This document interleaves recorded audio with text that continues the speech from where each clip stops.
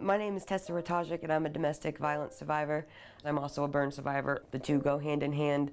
I became a burn survivor by way of a domestic violence attack. My boyfriend had intentionally set me on fire and left me for dead August 20th, 2012. But I had used the Women's Center services even years before that. Unfortunately, domestic abuse tends to be a life cycle sometimes, you know. A lot of times you grow up with that and then you grow into that, and unfortunately I think you feel like maybe that's normal. So I got into another abusive relationship, and this time it was the definition of an abusive relationship on every level. At first it started out perfect, you know, what relationship doesn't start out perfect?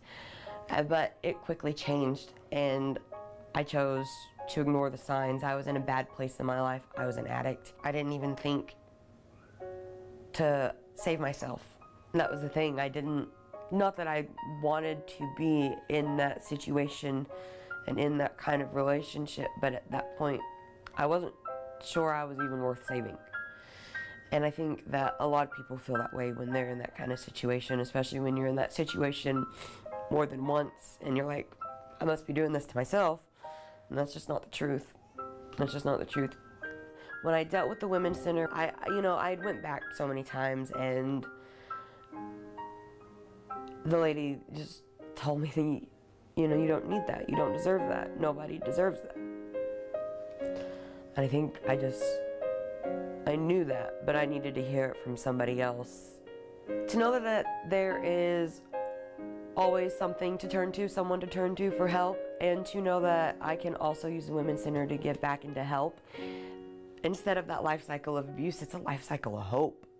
Sometimes all you really need to do is just make a phone call, and you know, you don't have to know what to do. You don't have to know what you're gonna do next or where you're gonna go next, because you can have people to help you figure that out and to help you make those steps and get you safe.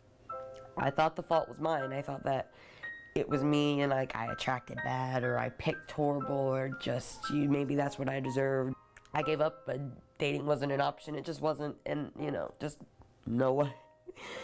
And then I met my husband, and I certainly never thought that I would be in a good, healthy, stable relationship with a man that treats me like I'm just perfect. I mean, nobody's perfect, but he looks at me like I am. I don't know, it's not a fairy tale. I know that sounds so cheesy, but it kind of feels like that, and I don't even know one to compare it to, you know, like, it's not Cinderella. I wasn't a maid, but I sure had a hell of a life before this. Whether it's domestic violence or something else, everybody goes through something, but I feel like when you go through something horrible and life-altering or changing or disfiguring or whatever it is, it's your responsibility to help other people get on that other side, and to always remember what it was like to be there, and just do whatever you can to help people get over here where you are, because it's just so beautiful over here.